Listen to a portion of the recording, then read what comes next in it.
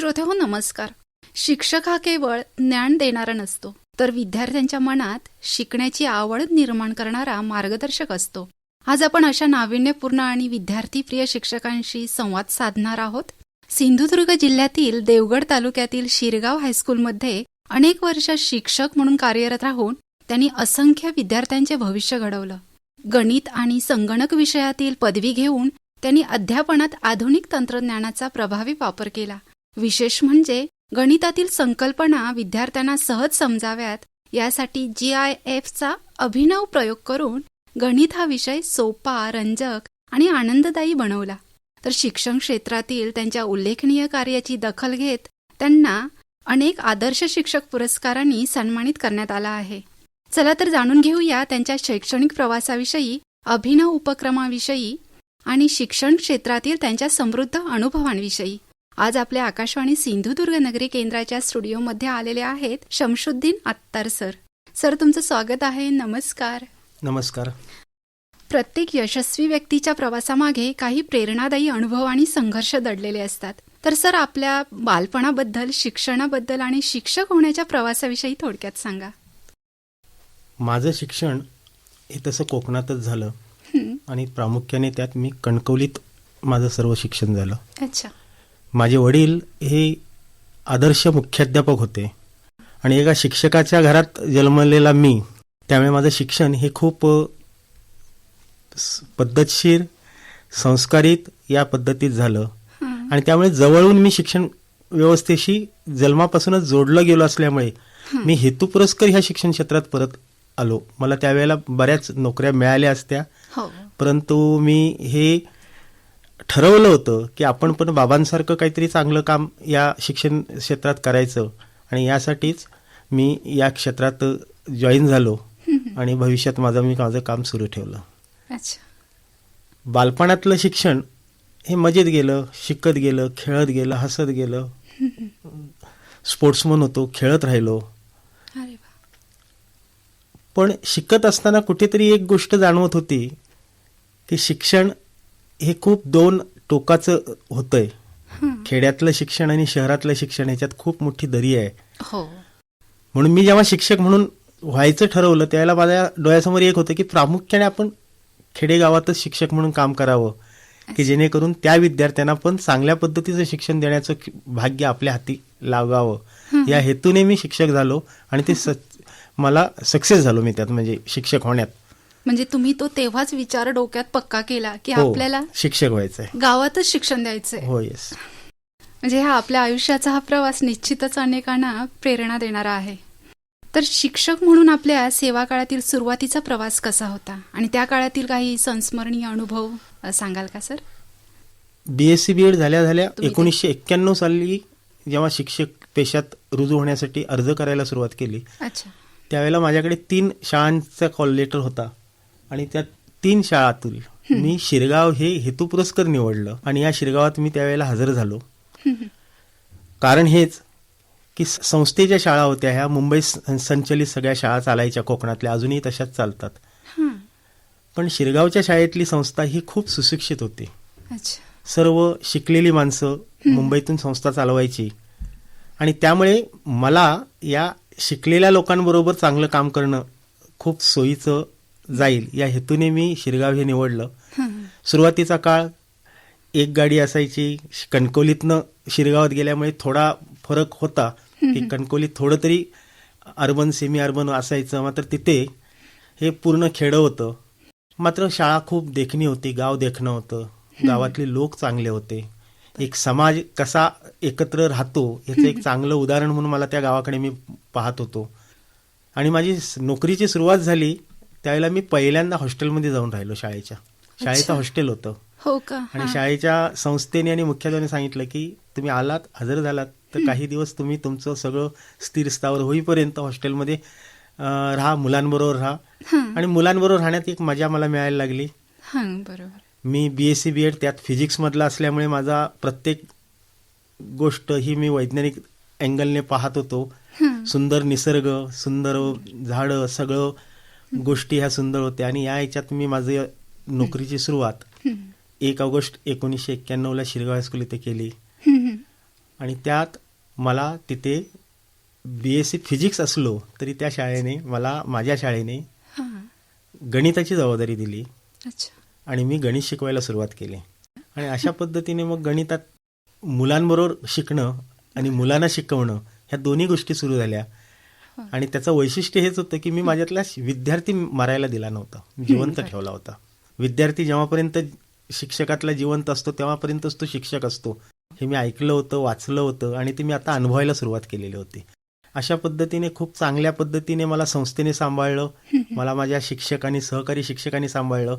आणि सर्वात महत्त्वाचा माझा सुरुवातीचा काळ हा मला विद्यार्थ्यांनी दिलेली साथ आणि विद्यार्थ्यांनी माझ्या या नवख्या शिक्षकावर टाकलेला विश्वास हा मला सार्थकी लावायचा होता आणि त्यासाठी मी प्रयत्न करत गेलो आणि यश मिळत गेलं. खरंच छान अनुभव आहे. म्हणजे असं कमी ऐकायला मिळतं की शिक्षक हॉस्टेलवर जाऊन राहणं हे संस्थेचं मोठेपण आहे बरोबर आहे. हो की ना. संस्थेने माझी सोय होईपर्यंत तुम्ही मुलांबरोबर राहा. बरोबर. पण तो एक छानच छान म्हणजे अनुभव होता ना. माझ्यासाठी. खूपच बरंच मला छान. काही हो. शिकवून गेला, जगणं शिकवून गेला.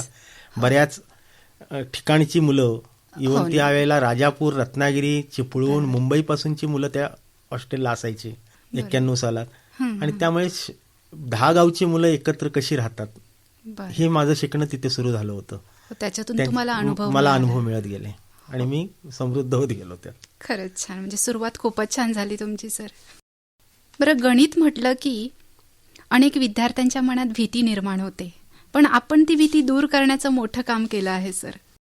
तर गणित विषय विद्यार्थ्यांसाठी सोपा आणि आनंददायी बनवण्याची प्रेरणा आपल्याला कशी मिळाली? हा, मी नोकरीला लागलो त्यावेळेला माझ्याकडे गणिताची जबाबदारी आली. मुलं भरपूर होती शाळेत. गणिताच्या 3-3 तुकड्या 10वीच्या होत्या, त्यातल्या एका तुकडीची गणिताची जबाबदारी माझ्याकडे आली. मी गणित शिकायला लागलो. अच्छा. त्याला एक जाणवायला लागलं, परीक्षा जेव्हा सराव परीक्षा व्हायच्या, घटक चाचण्या व्हायच्या, सत्र परीक्षा व्हायच्या, त्याला एक जाणवायचं की मुलं गणिताला घाबरतात. हो. मुलांना इंग्रजी आणि गणित या विषयाची एक भीती होती. त्याला काही अंशी आपणही जबाबदार होतो, समाजही जबाबदार होता, शिक्षकही जबाबदार होते की त्या विषयाकडे विद्यार्थ्यांना बघतानाच एक काहीतरी अवघड मी शिकवणार आहे तुम्हाला आणि ते आज काळजीपूर्वक ऐका. जर मी वर्गात गेलो आणि सुरुवातच केली आज आपण एक कठीण विषय शिकूया, की मग त्या मुलाला सोपा वाटणारा विषय अजून आणि कठीण वाटायला लागतो. या भावनेतनं मुलांना तो कठीण वाटायचा आणि तो कठीण विषय सोपा करून, मनोरंजनात्मक करून, आनंदातनं निर्माण करून तो मुलांच्या गळी कसा उतरवता येईल, त्याच्यातली भीती कशी दूर करता येईल याच्यावर विचार करत गेलो. आणि मग तिथनं ते सुरुवात झालं की गणित आपल्याला सोपं करून शिकवायला पाहिजे. बरोबर. आणि त्यातनं हा सगळा प्रवास सुरू झाला. खरंच खूप सुंदर विचार आहेत सर. म्हणजे विद्यार्थ्यांच्या शिकण्याचा आनंद हेच खरं शिक्षकाचं यश असतं. याच विचारातून आपल्या नाविन्यपूर्ण उपक्रमाचा जन्म झाला असेल. तर आपल्या कार्यातील सर्वाधिक चर्चेत राहिलेल्या उपक्रमांपैकी संकल्पनांशी मैत्री हा एक महत्वाचा उपक्रम आहे. तर सर, गणितीय संकल्पनांशी मैत्री नाविन्यपूर्ण उपक्रम सुरू करण्यामागची नेमकी कल्पना काय होती? हो, गणित त्याच्यात 2 पार्ट आम्ही माध्यमिक शाळेत शिकवले जातात. एक असतो तो बीजगणित, त्याला आपण अल्जेब्रा म्हणतो, आणि दुसरा असतो तो जॉमेट्री, त्याला भूमिती म्हणतो. त्या 2 विषयांच्या तुलनेत भूमिती हा विषय अवघड वाटतो, कारण का तिथे तार्किकता येते, विचार करावा लागतो, लॉजिकली थिंकिंग लागतं. त्याच्यात काही गणितीय सूत्र असतात, गणितीय सिद्धता असतात, काही गणितीय संकल्पना असतात. आणि ह्या संकल्पना विद्यार्थ्यांना समजत नाहीत आणि आपण शिकवताना पुस्तकातली पानं जशीच्या तशी दाखवायला लागतो. मात्र त्याच्या आकलनात कितपत ती गोष्ट आली त्याच्यावर त्याचं सगळं पुढचं भवितव्य अवलंबून असतं. तर हे आकलन सुखकर व्हावं, सोपं व्हावं, यासाठी ह्या गणितीय संकल्पनांवर काम करता येईल का? पहिल्या सुरुवातीला जेव्हा हा काळ 1997-98 सालात या संकल्पना सोप्या करण्यासाठी आम्ही टीचिंग एड्स तयार करायला लागलो. आम्ही अच्छा, कागदाची, पुट्ट्याची साहित्य घेऊन मी ते टीचिंग एड्स करायचं की ते दृक श्राव्य स्वरूपात, दृक स्वरूपात जर दिसलं विद्यार्थ्याला तर त्या आणि जरा सोपं होईल. शिकवण्याच्या पद्धती काही बदलल्या.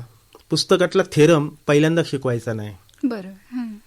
पहिल्यांदा आपण त्याच्यात काय होतं ते दाखवायचं आणि मग शेवटी आपण कन्क्लुजन करताना किंवा निष्कर्षाला येताना आपण तो थेरम सांगायचा की तो विद्यार्थ्याच्या जास्त आकलनात होईल.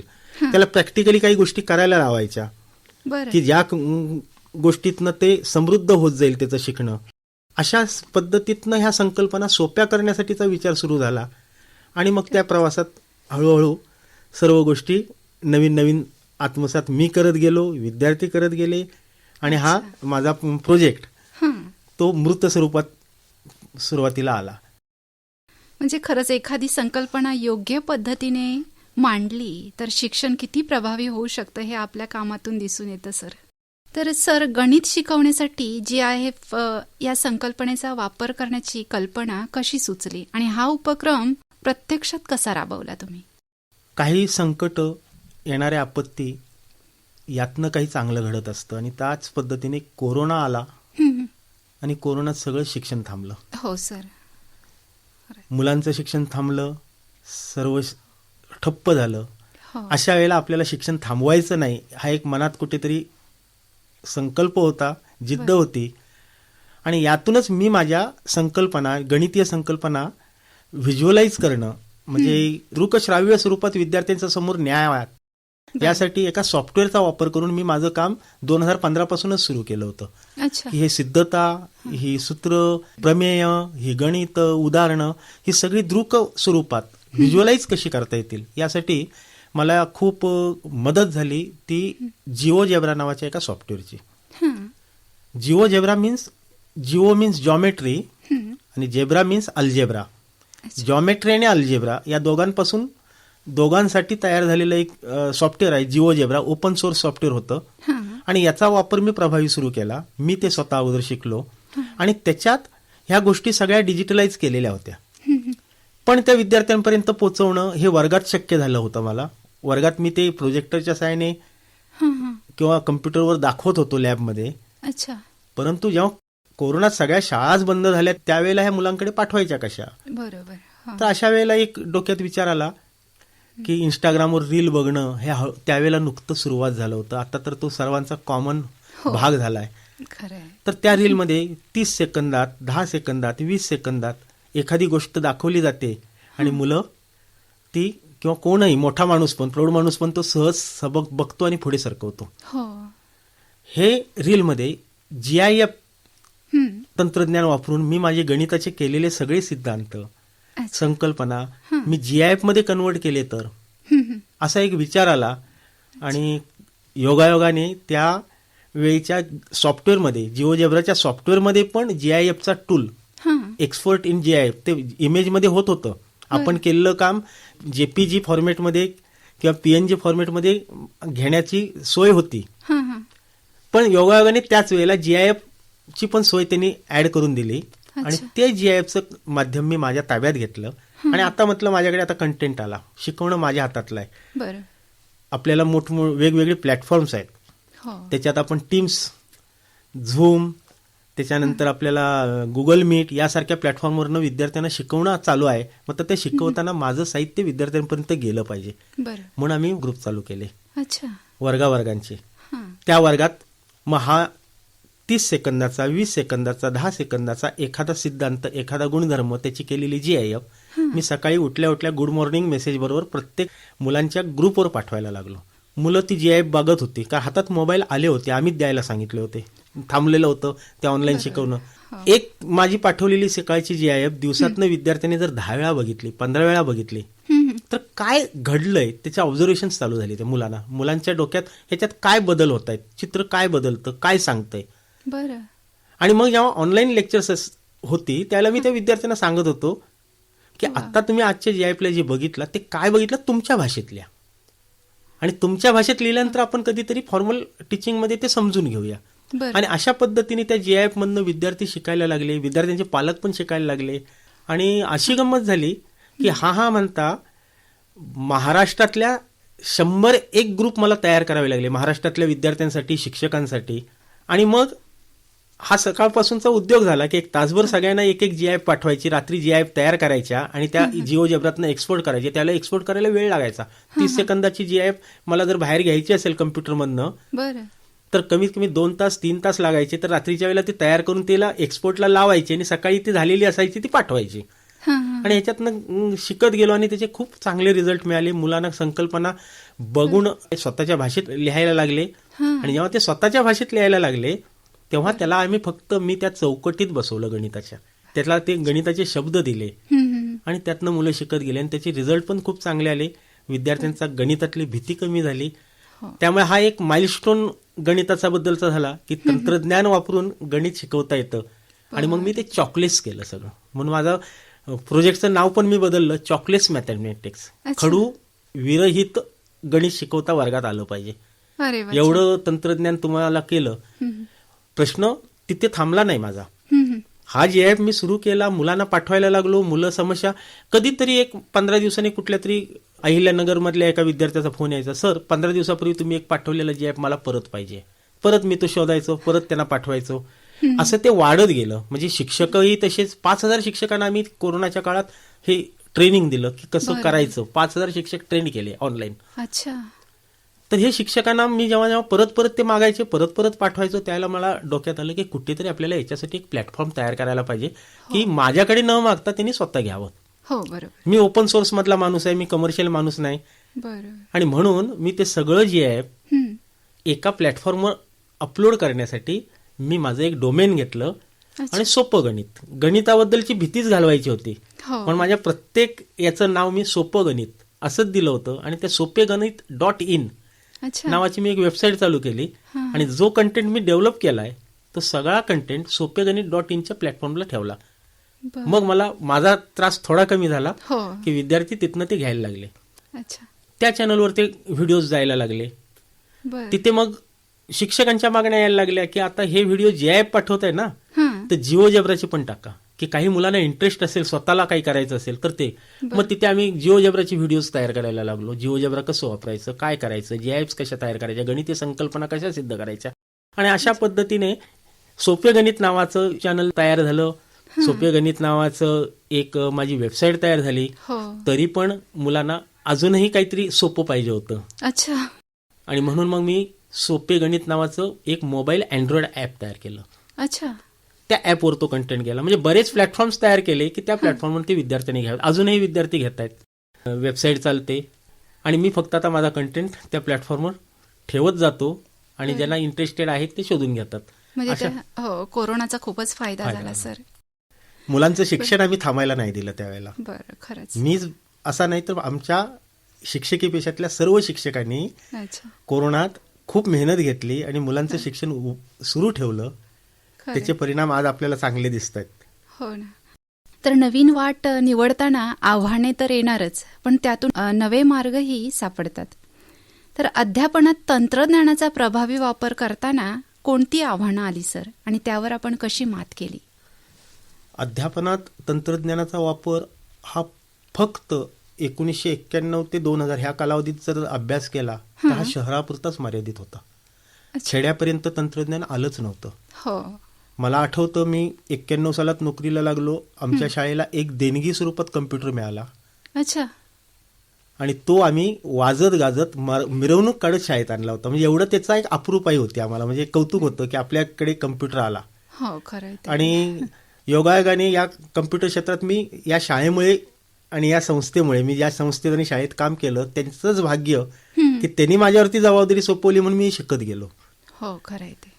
आणि त्या काळात आणलेल्या कम्प्युटरवर मग मी माझं शिकणं सुरू केलं आणि विद्यार्थ्यांना घेऊन बसायचो आम्ही. अच्छा. एक कम्प्युटर असायचा, ज्यांना शाळा सुटल्यानंतर थांबण्याची इच्छा असेल अशी मुलं येऊन बसायची, त्याच्यावर आम्ही ते शिकायचो. मला अजूनही सांगायला आनंद वाटतो की त्याला ते डॉस-बेस कम्प्युटर होते, काळ्या स्क्रीनचे. त्याच्यावर म्हणजे विंडोज नव्हतं, दिसायचं काय नाही, फक्त सगळं टाईप करायचं कमांडने. आणि त्यावेळेला मी कॉपीकॉन नावाची एक कमांड वापरून माझ्या नावाची फाईल कम्प्युटरला तयार केली. आणि एवढा मला आनंद झाला होता की मी माझ्या सगळ्या स्टाफमध्ये सांगत सुटलो होतो माझ्या नावाची कम्प्युटरला मी फाईल तयार केली. त्याला खूप सर्वात मोठं चॅलेंजेस होतं. तंत्रज्ञान जवळ आलं होतं, एक कम्प्युटर आला होता पण इंटरनेट सुविधा नव्हती. डायल-अप नेटवर्किंगवर कुठे चालायचा, फोन पण तुमचे बुक करून लागायचे. आणि योग चांगला, आमच्या शाळेच्या संस्थेच्या प्रयत्नातनं आमच्याकडे पहिला या तंत्रज्ञान आधारित एक प्रोजेक्ट आला, होल इन द वॉल. अच्छा. होल इन द वॉलचा अर्थच असा होता, होल म्हणजे छिद्र, एका छिद्रात होल, सगळं जग एका छिद्रात, आणि एका भिंतीला छिद्र पाडून त्याच्यात कम्प्युटर बसवला होता. आणि त्या प्रोजेक्टमध्ये विद्यार्थ्यांचं कम्प्युटर शिकणं कसं असतं, ते कुठल्या विचारसरणीने ते शिकतात याच्यावर ऑब्झर्वेशन MIT अमेरिका करत होती. अच्छा. आणि NIITचा तो प्रोजेक्ट होता. आणि तो प्रोजेक्ट आपले त्यावेळेचे खासदार यांच्या माध्यमातून आपल्या जिल्ह्यात आला होता आणि त्यातलं आम्ही भाग्यवान होतो की तो आमच्या शाळेत चालू झाला होता. त्या याच्यात मात्र चॅलेंजेस खूप होती. तो इंटरनेटचं मोठं चॅलेंज होतं, कारण जगाशी ते कम्प्युटर जोडायचे होते. त्यावेळेला व्हीसॅट लावून आमच्या शाळेला इंटरनेट दिलं होतं. अच्छा. आणि त्यावेळेला खूप मोठं वाटायचं, 10 MBPS स्पीड फक्त. बरोबर. त्यावेळेला आम्हाला खूप भरपूर वेगाने आपण इंटरनेट वापरतोय असं वाटत होतं. आणि आता आपण 100 हो ना. 250 MBPS स्पीडला पण ते सोपं होतं. पुरं. खूप चॅलेंजेस आली. पावसाचे दिवस, मॉइश्चर भरपूर असायचं, ह्युमिडिटी भरपूर होती, कम्प्युटर लवकर खराब व्हायचे, मेंटेनन्स लवकर करणारी इथे माणसं नव्हती, यंत्रणा नव्हती. मात्र आमच्या संस्थेतले जे पदाधिकारी होते त्यांनी आपल्या कंपनीतली माणसं बोलवा आणि ते कम्प्युटर चालू करा. मग ते एका कम्प्युटरचे 2 कम्प्युटर, 2 कम्प्युटरचे 4 कम्प्युटर, असं करत करत ते कम्प्युटरचं शिक्षण आमच्या शाळेत सुरू झालं त्या काळात, खरंच. 99ला. वा. आणि ते एवढं यशस्वी झालं. मुलं कोणत्या पद्धतीने शिकतात हे बघितल्यानंतर 2009 मध्ये न्यू कॅसलने दुसरा प्रोजेक्ट आणला, सोल. अच्छा. हां. Self organise learning environment. शिक्षकाची भूमिका बदललेली होती. शिक्षकाने फक्त एक शिकण्यासाठीचं एन्व्हायरमेंट, वातावरण तयार करायचं आणि शिक्षक हा तिथे मेडिएटर म्हणून राहील. सगळे जगभरातले काही शिक्षक त्या प्रोजेक्टवर काम करत होते. रिटायर झालेल्या आजी आजोबा हे आमच्या शाळेतल्या मुलांना शिकवत होते. अरे वा. आणि ती लॅब सकाळपासून रात्रीपर्यंत उघडी असायची. मुलं स्वतः जाऊन बसायची, त्या सोलमध्ये त्यांच्याशी कनेक्ट व्हायची आणि आपल्या समस्या सोडवायची. यात फायदा एक झाला, मुलं वेगवेगळ्या पद्धतीने शिकायला लागली. ते अर्ली मॉर्निंग सेशन्स, जे लवकर सकाळी मुलं येऊन बसायची, त्यांना अमेरिकेतले शिक्षक उपलब्ध असायचे. अरे वा. आणि दुपारी 3 नंतरच्या वेळेस शाळा सुटता सुटता जी मुलं बसायची त्यांना लंडनमधले, इंग्लंडमधले लोक शिक्षक असायचे. त्या आमच्या मुलांच्या कानावर ब्रिटिश इंग्लिश आणि अमेरिकन इंग्लिश हे दोन्ही ऐकायला जायचं. खरंय. आणि यातनं मुलं खूप समृद्ध होत गेली. आणि अशा पद्धतीचे हे प्रोजेक्ट बदलत गेले, वाढत गेले आणि एक तंत्रज्ञानाशी कनेक्ट असलेली शाळा चालू झाली आणि तंत्रज्ञानाचा वापर करून आम्ही शिकवायला लागलो. आपल्या ह्या चिकाटीमुळेच ही वाट आपली सुकर झाली आहे. एखाद्या शिक्षकाच्या कामाला जागतिक स्तरावर मान्यता मिळणं ही निश्चितच आसमानाची बाब आहे असं म्हणावं लागेल. श्रोते हो, आजच्या भागात आपण सेवानिवृत्त तसंच तंत्रस्नेही शिक्षक शमशुद्दीन अत्तार सर यांच्या अनुभवातून हे स्पष्ट होतं की शिक्षकांची जिद्द, कल्पकता आणि विद्यार्थ्यांप्रती असलेलं प्रेम यामुळे शिक्षण अधिक प्रभावी बनू शकतं. मुलाखतीच्या उर्वरित भागात त्यांच्या कार्याची घेतलेली दखल, मिळालेले सन्मान आणि विद्यार्थ्यांच्या जीवनात घडवलेला सकारात्मक बदल याविषयी अधिक जाणून घेणार आहोत. आता वेळेअभावी इथेच थांबूया. पुन्हा भेटूया उद्या सायंकाळी 5:30 तोपर्यंत नमस्कार.